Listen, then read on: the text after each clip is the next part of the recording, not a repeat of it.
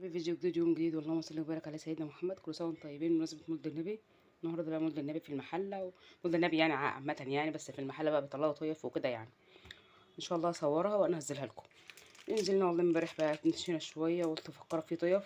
واشترينا بقى العيال ايه كده كيلو حلاوه مولد من عند السرجي. احلى حاجه في عند السرجي ان هو بيبيع الحاجه اللي انت عايزاها، يعني انت اللي عايزاه تدخلي تختاريه. لكن عند الصعيدي لا، العلب مغلفه، والعلبه اللي انت عايزاها بالتمن هتشتريها زي ما تيجي بقى، مع كلها علف كلها ملبن، انت حرة بقى يعني زي ما تشوفي. دي بقى العيش السودانية دي، يا دي حبيبتنا كلنا، ابويا بيموت فيها برضه. والقشطوطة والله كان انا جوزي بصراحة جاب كيلو ونص، هما دول اتبقوا منه ما شاء الله يعني. كنا جايبين كذا واحدة قشطوطة دي، ما عادش لها دي، العيال حبوها قوي.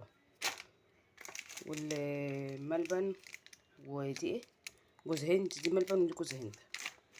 ودي نوجة، كان حتة نوجة تقريبا، كوكو خد حتة وعمر خد له حتة حتة. ودي برضو ايه اللي هي اللي معايا جوز الهند بس عليها زبيب، محشية زبيب. ودي برضو زيها. ودي حمصية اهي. ودي كمان حمصية.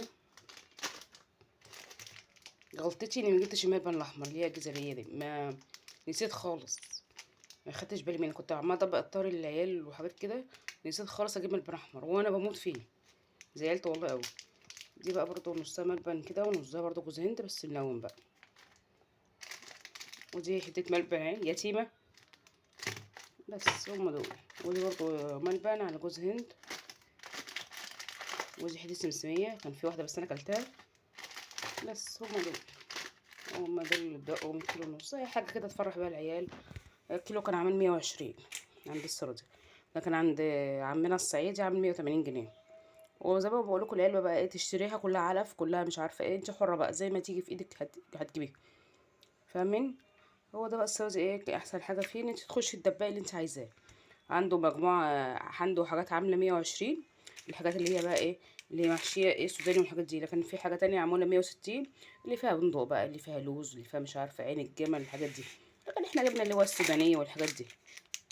هو يعني انتوا عارفين الدنيا ماشية ازاي والظروف ماشية ازاي، فاحنا جبنا من الحاجات اللي هي المهم 120 جنيه. لكن الحاجات التانية بقى ايه، بدل السودانية دي اللي هي اللوز، لوز محشي. وبدل مثلا الحمصية دي بندق وعين جمل ومش عارفة ايه وحاجات كده غريبة. لا يا عم، احنا رضينا بالحاجة دي وخلاص، الحمد لله على كده، اي حاجة نفرح بيها العيل وخلاص. وكل سنة وانتم طيبين يا حبايبي. وان شاء الله انزل لكم بقى، اصور لكم المحلة بقى وطيافها. العيال جابوا زمامير وصدعونا اكتر ما احنا متصدعين. كان عندهم والله الزمامير بتاع السنة اللي فاتت، ماشيين بقى خدوها طول ما هم ماشيين عمالين يزمروا، قلت لهم يلا فكوا الكابت اللي عندكم كله عشان ما توجعوش البيت، توجعوا لي دماغي. يلا اشوفكم على خير يا حبايبي، قلب فيديو جديد ويوم جديد، ومع السلامه.